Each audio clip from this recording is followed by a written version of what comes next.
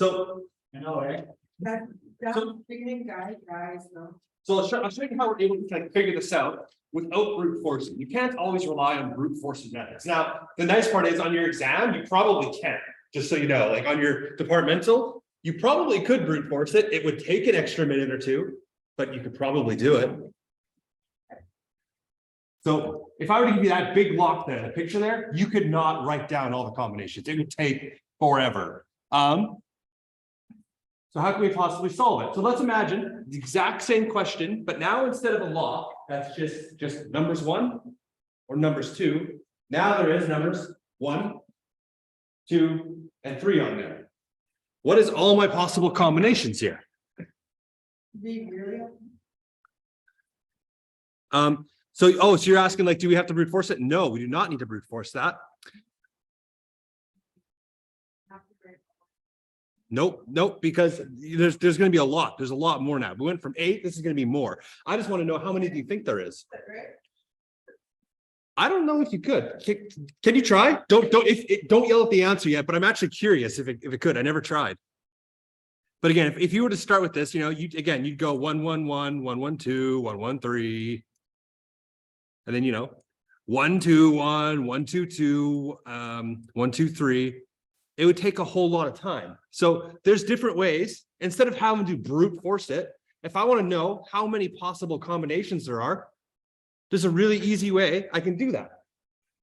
So what I have here is I have 3 boxes. I'm going to come back to this in a second. I'm going to come back to it. So I have 3 boxes, right? Each one of those is a digit. So whatever I turn this dial to is going to be that digit.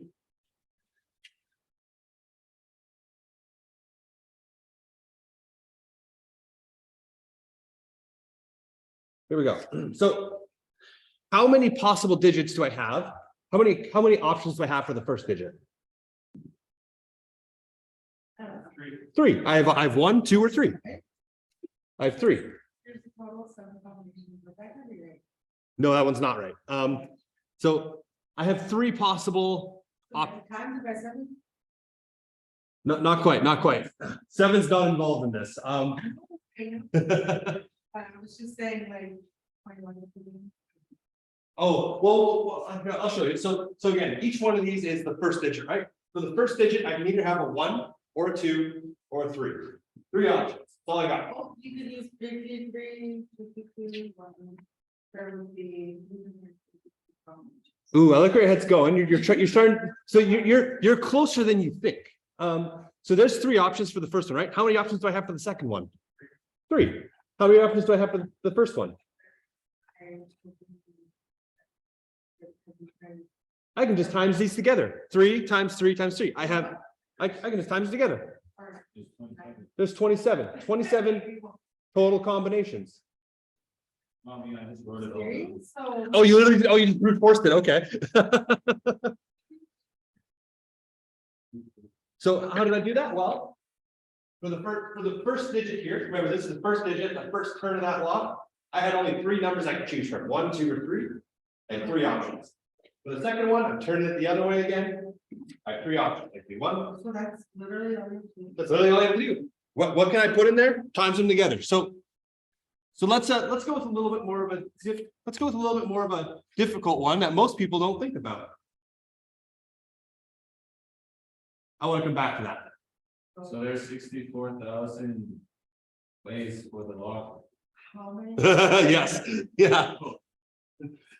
How So 649. Lottery.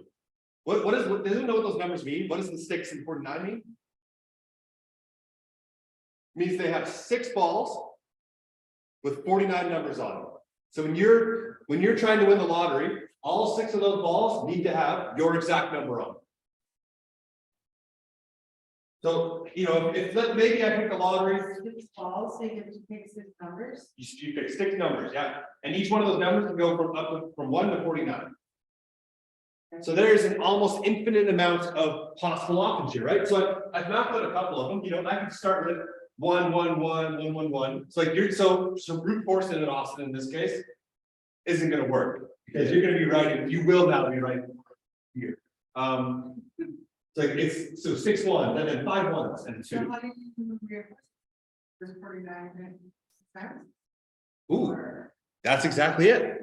49, 6 times. That's how many possible tickets you could have. If you were to buy a ticket and each one of them had a different lottery number on it, that's how many tickets you get. So that would be 6, Would it be 49 power 6?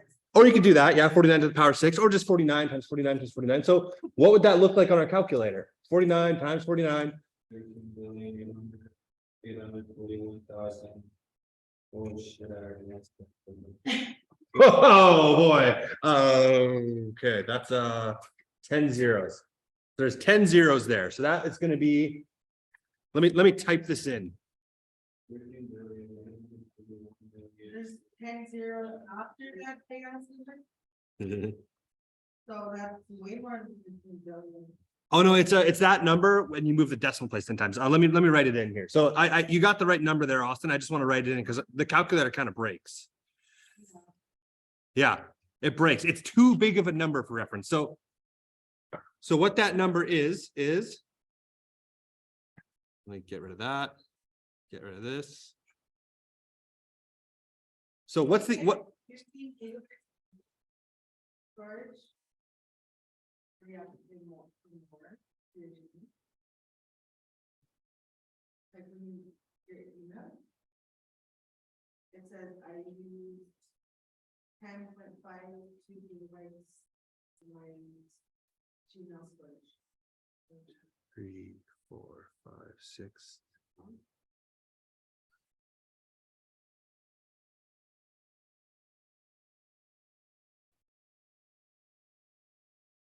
Here we go. So that's how many possible lottery numbers there are with model 649. You would need to buy almost 14 billion tickets. You go to the lotteries, you go to SEB, go to the co-op, you buy 14 billion lottery tickets, you put a different number on each of them, you will win them. You have a guaranteed chance of winning. What if you just buy one lottery ticket? What's the chance of winning? One in that. One in that number, right? So you are literally, I think you're literally more likely to get hit by lightning twice than win the lottery is the statistic. Could just keep the 14 billion. Just spending it. Yeah, you can just not spend that much money. Absolutely, right? That's how the lottery makes money, right? It's so rare to win that big jackpot. It's super rare to win that jackpot that I don't know, so many people buy it. Like, again, you could buy like 100 tickets every day for the rest of your life. You won't come close to that. It's crazy how rare it is to win the lottery. It's insane. There's people who've won it like 3 times. Mind-boggling. So this is going to be a bigger number. I'm going to tell you this one right now. So first off, if I have a deck of cards, imagine everyone has those decks that we shuffled yesterday, and I start just laying them flat, right? So on my first thing here, here's my first card. Imagine there's not like a heartbeat there. Oh my gosh. Let me actually do a box here because that's breaking. Let me do this. Insert, shape.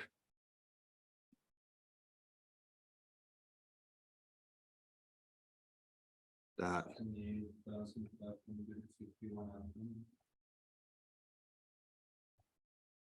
Okay, so here's what I'm doing. Let's imagine that right now I've only laid out 4 cards. Let's imagine I'm going to lay out like all 52 of them. So I take a new deck of cards. I shuffle it for like 10 minutes straight, perfectly shuffled.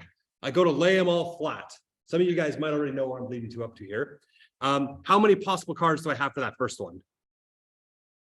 How many cards can I put in that first one? Oh. I thought you were involved in president. Yeah, how many cards can I put in there? 13 times 4 is 52. There's 52 cards in a deck, right? So I'm putting the first one in. I now have 52 cards. I'm placing one of them down. It could be any one of those. I'm going to put that down below. It could be any one of these 52 cards here. Why? Okay, I guess I'll do this then. 1 in 52 to be a certain card that you want. But right now I can just put any of those 52 cards could end up there, right? Any single one of them. What about for this next card? 51, right? There's 51 possible cards. What about for the next card? I place another card face down from that deck. How many do I have left? 50, right? And then I'm going to keep going that. I'm going to keep doing that until eventually I only have one card left, right? So it's to figure out how this is, figure out how many possible combinations of cards you could have. How would I figure that out with those numbers? 1 and 52, isn't it? Well, that's to figure out one specific card. Anyone, it could be anyone, right? When you shuffle a deck, you pull a first card, could be any one of those 52 cards. Well, it'd be like 1%. Well, that's to get one card, but I'm figuring out the total combination of all the cards. 52, 51, 50, 49? Yeah, 52 times 51. Oops. 52 times 52 times 51 times 50 times 49. And you just keep going and going and going until eventually you're going to reach out to 0. Now your calculator has a function for this. Where is it? Factorial.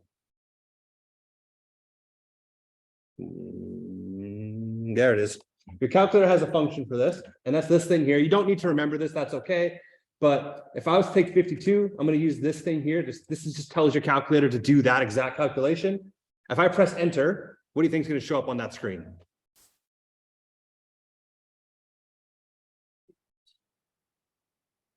Whoa, oh, it actually didn't break. It didn't break. What? It's supposed to break the calculator. Second function. Wow, it didn't. Okay. So anyways, there's 67 zeros after that. That's a 67-digit number. You could take the entire universe as we know it. You could break it down to its atoms. And there's less atoms than the possible combinations of a card. There's been like a mathematician who said every single person who was born at the beginning of time, who's going to die at the end of time, that's about 100 billion humans, could shuffle 100 cards a second. So 100 billion people doing 100 cards a second for 100 years, and we wouldn't even hit that number yet. It's such a big number. There's more card combinations than like grains of sand. But anyways, you're not going to have to do that. Just so you know, you're not going to have to do that. You could, the types of questions you're going to get asked for is going to be stuff like dice, stuff like this. So I just want to do one more really quickly.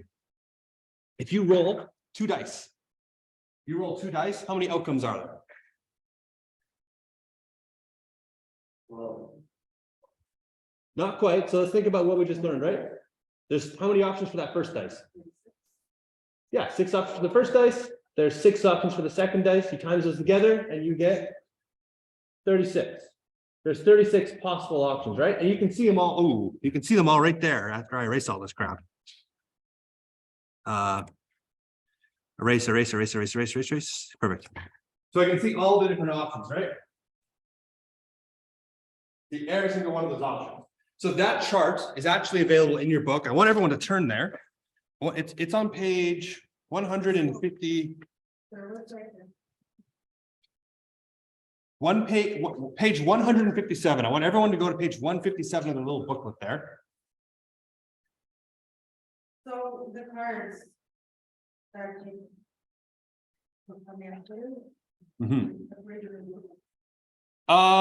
We were going to do some of this type of stuff, but we just kind of ran out of time. So everyone has that chart there, right? And in fact, let me load mine up now. So everyone has that chart. Page 157. Start. Page 157. Perfect. So this chart right here is the total number of options when you roll 2 dice. When you roll 2 dice, this is how many you have, right? My question for you is, what's the most common dice roll? You roll 2 dice. What's the most common number you're going to get, right? 1. Well, I can't get a 1 because I'm rolling 2 of them, but I could get a 1 and a 1. I could get a 2. I could get a 2 and a 1. I could get a 3. I could get a 4. 5, 6, and 7. Goes the other way as well, right? I could roll a 1 and a 2. Could get a 3 here. 4, 5, 6, 7. So if I'm asking the question, if you roll 2 ones, that's called snake eyes, right? What's the odds of rolling snake eyes? There's one option here out of a possible 36 options. Yeah, so your odds of rolling snake eyes are 36. You know, what's your odds of rolling a 3?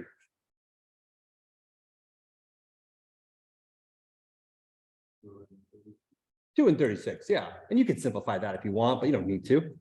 You know, what about if I wanted to roll like a 5, for example? What's your odds of rolling a 5? So there's, yeah, 1, 2, 3, there's 4 options there. So yeah, 4 and 36. What's the most common number you could roll though? If you were to fill this chart out like I'm doing now, what's the most common number there, you think? At 7? You're absolutely right. 7's the most common dice roll you could get from 2 numbers. That's why I forget the. Dice game, like 7. Yeah, so it's you guys know that it's one of the the games they play in like the hangover with the 2 dice. Like everyone's around a table, you know, you throw the dice and it's like or the entire crowd just goes, oh, like when you get snake eyes, everyone loses. Everyone. If you roll 7 though, lucky number 7, right? Most common roll, everyone wins. I think it's called crabs, something like that. Yeah. So in this case, though, 7 is the most common number. I can see that there. Let me just finish filling this chart out. Actually, no, I don't need to. 7's most common number. I can see that there's a total of how many 7s? 6. So 6 out of 36. That's the most common dice roll you can get if you're doing a number there. So it's also a 1 and 6. Yeah, either of those is fine. But the whole point of this is that sometimes it's not going to tell us how many outcomes there are. So we need to be able to generate our own outcomes. We need to be able to figure out how we can figure out how many there are. So again, if you go back to that combination question, you have 3 numbers between 1 and 2. You'd have to be able to figure out how many possible combinations there are. Because if I go back to that, and I'm going to go back to that. If I go back to this, again, number of possible combinations. Ooh, that's done wrong.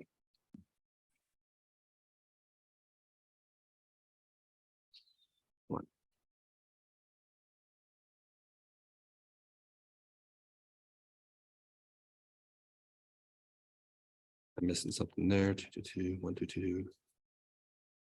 I'm missing one of them was it 212, 122, 121, 221. So if I go back to this thing, there's 8 possible combinations. You know, if the question here asks you, how many combinations are there? What's your odds of getting, you know, of this being your combination? It's 1 out of 8. You'd have to figure out this 8 here. You'd have to figure out how many possible combinations there are to answer that question. So that's kind of what I'm getting into here. That's something that's going to be involved now as we go through it. So I just want to quickly go back to this workbook here. Okay, what's going on? Look at that. Perfect. Oh, what? What did I just do?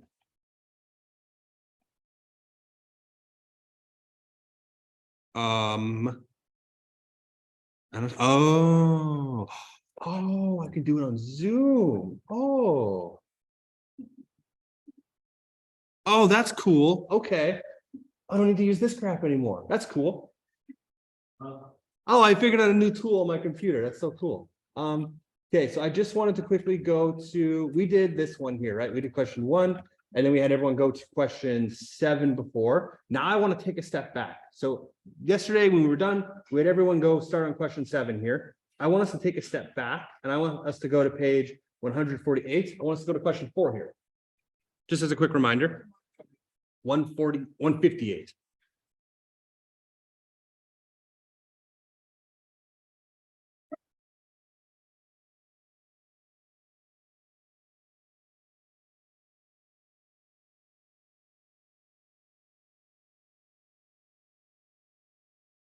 We got page 158 here. I'm just going to zoom in a little bit. Okay, so this question here, question 4, resolves around this stuff up here. It uses this dice chart that's 1 page above as a reference point. So the question asks us, if someone rolled 2 dice, the first time it landed on a 5, the second time, they want to figure out what's the probability that the second time it will land on a 5. So this is a really tricky question. This is a trick question. I will tell you that up front. What's your guesses? What's the probability that the second roll will land on a 5?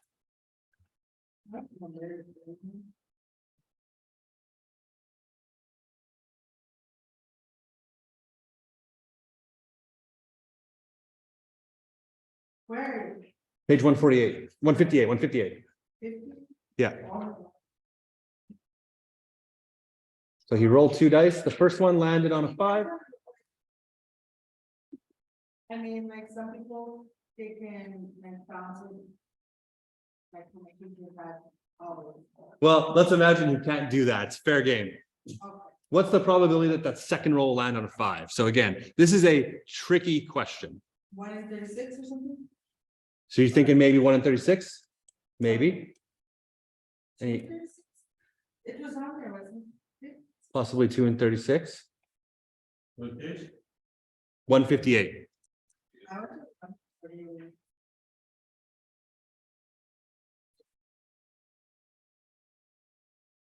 So it's kind of a tricky answer here. I'll give you 20 more seconds. Just think about it. Think about what it could be. Again, this is a trick question, just straight up. First time I come in on fire, this-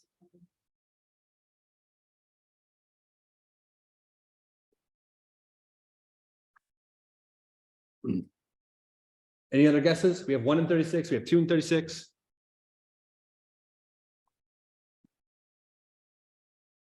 it landed on fire. 1, And 6. maybe there's. Thinking maybe 1 in 6 1, 6 multiplied by 2. 7. times 2, maybe. Okay. So we have a couple options. So I'm going to tell you how this one is solved. Again, this is a trick question. Really requires us to think about it. So what it's asking us for the probability of what? How many dice? Just 1 dice, right? Oh. So in this case, there's 6 options, just 1 in 6. That's the answer there. Super trick question. I know exactly where everyone's head went there, and that's a good place to go. It's a really good place to go. If this question instead asked you, what was the probability that he rolled on a 5 and a 5? If he rolled on a 5 and a 5, then Kim, you're absolutely right. You would go here, you figured out, oh, well, it's a 1 in 36 chance. There's only 2 5s that he could possibly roll there, right? That makes sense. Yeah. So the wording of the question, super important, because I understand exactly what everyone did there. Really common mistake. Nothing wrong with that. It's kind of a mean question. So on that same logic then, so question 5, we have 3 children. I'm going to look at my little stick figures here. Sure, I'm going to do 3 stick figures, 3 children. This guy's going to be a basketball player. Look at those long arms and long legs. So they have 3 children, right? The first 2 are boys. What's the probability that the second will be a boy, or the third one will be a boy? 50-50, right? They can either be a girl or it can be a boy. They want a boy, only 1 outcome that ends up being a boy, and there's 2 possible outcomes there. Well, you know what? I don't even want to go into that whole thing. I'm just using this, okay? So yeah, in this case, it's what, yeah. So there's a 1 in 2 chance. There's a 50% chance the third child here would be a boy. So again, they give you information. They're trying to throw you off. It's a trick question is what they're doing. So same thing. Question 6. This person spins this spinner below and it lands on a heart. There's what is it? 2 hearts. They want to, if she spins it again, what's the probability it will land on a heart?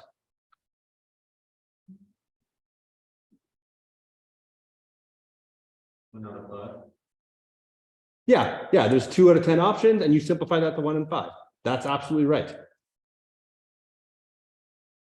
So this leads to something that you see in casinos a lot. I mean, I've been guilty of it. I've had the same logic. Does anyone have an idea what I'm called? It's called a something fallacy. What did you say? You see the same pattern in people who gamble a lot. Isn't that called the fees? It could be. The words I know it of is called a gambler's fallacy. So a gambler's fallacy. So again, I've told you guys, I really like roulette. You know, let's imagine I go to a roulette table, I put a bunch of my money on red and I lose. Sorry?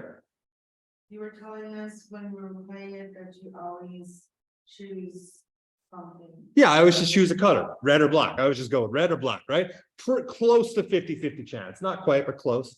Yeah, I'll go put all my money in red. If I lose, I'm like, oh, okay, I'll put more money on red. I lose. Oh, I'll put more money in red. I lose. I've now lost 3 times in a row. What's coming my way? What's obviously going to happen, right? What's going to happen eventually? You'll go broke. Well, surely sometimes it's going to land on the one I'm betting on, right? Surely. So if I keep doubling up, eventually it's going to have to land on red, right? The one that I want to win, but not quite. So a lot of people, they do what's called the gambler's fallacy, which is, oh, if I lost, well, I'm due a win, right? I've been losing on this slot machine for like 15 minutes. It's going to pay out big soon, right? It's going to be the big win. It's not how it works, right? Your odds don't change from previous stuff. This spinner didn't matter. You landed on a heart before, you still have same odds again. So that's a really, really common, like it's called a fallacy. It's like a common mistake, a common lie that people tell themselves. You know, I keep losing. I just keep losing. When I do this slot machine, I'm due for the big win. It's gonna happen. It's not. It's the exact same odds. Doesn't matter. You lost a bunch before. Doesn't matter if you won a bunch before either. You're not more likely to lose. Same odds, no matter what you do. So that's kind of I don't know, the big point of today there. So what's happening today then is there's a couple things. So I'm gonna need your attention for these. So first off, I'll write this down in a second, but first thing you get to do is you get time to finish up your theoretical probability and your experimental probability. That's 4.1. You need to understand when it asks you experimental versus theoretical, you need to understand the difference between those two, because that is something that they are going to 100% check you on. So task 1 to focus on is just finish up the workbook, get some more practice in. We got some yesterday, but task 2, and I'll hand this out in a second, is I will hand out these exam style questions for probability. So I'll hand these ones out, okay? Now these are due on the Friday, but you know what? I'll make them due on the Monday. So if you're not able to get them done on Friday for whatever reason, Next Monday? not the next Monday, so the 20th or 24th or whatever it is, 20th, yeah. We don't come. You're right, but you could text it to me. You could text a picture of it to me. You could email it to me. Anything. Why do we have? Only if you don't finish. I'll hand this out in a second. Okay. Yes, yeah. So if you don't finish this is due Monday. I'll hand it out in a second. So again, just to reiterate, task 1, finish up the workbook. Task 2, there's this exam style questions. Now task 3, and this one's really important, especially for those of you who may not have been here recently. Your grades are up to date. I know you guys just wrote a concept check on Monday. I'll upload those this afternoon, but your grades for math are up to date. Now, if you go to your grades and you see that, oh, I have a 0 for an assignment, I have a 0 for a concept check, or maybe I have a 1 for a concept check, on Friday, you will have the opportunity to take any concept check you want. You can take another one, try again. And you know what? If you get a higher mark, your mark's going to go up. If you get a lower mark, nothing bad's going to happen. So your mark can only go up, and it's your choice which one you want to pick. So you'll get time to, you know, if you want to do some extra refreshing for that, some studying with that, I can help you out while I'm here. Maybe you want to focus on that at home tonight or something. But what I want you to do for your third task is check your grades, see if there's anything that you don't like. You have time to fix it, okay? And I want to do it now before the break, because when we come back for the break and I ask you, do you remember that thing we did in January? No, I don't remember what I ate for supper 3 days ago.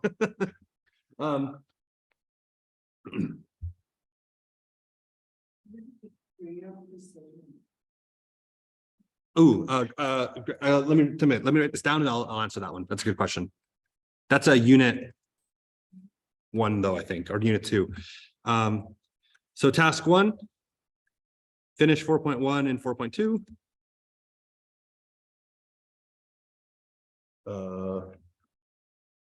Finish 4.1, 4.2.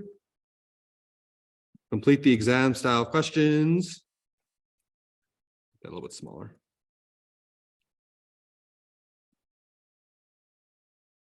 Check marks.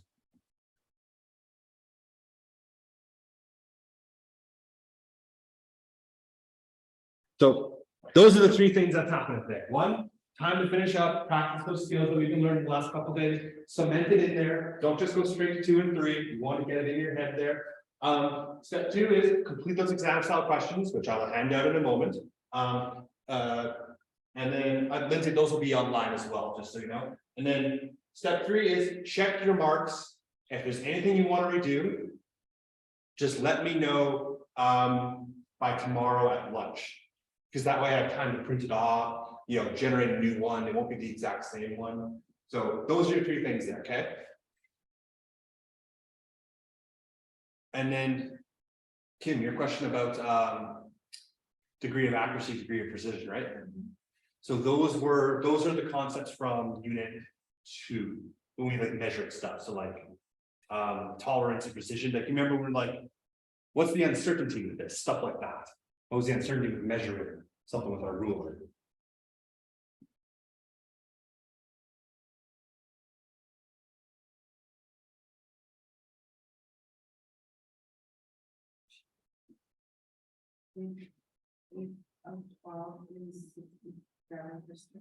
Yes. In fact, let me look at it. Oh, I'll stop recording.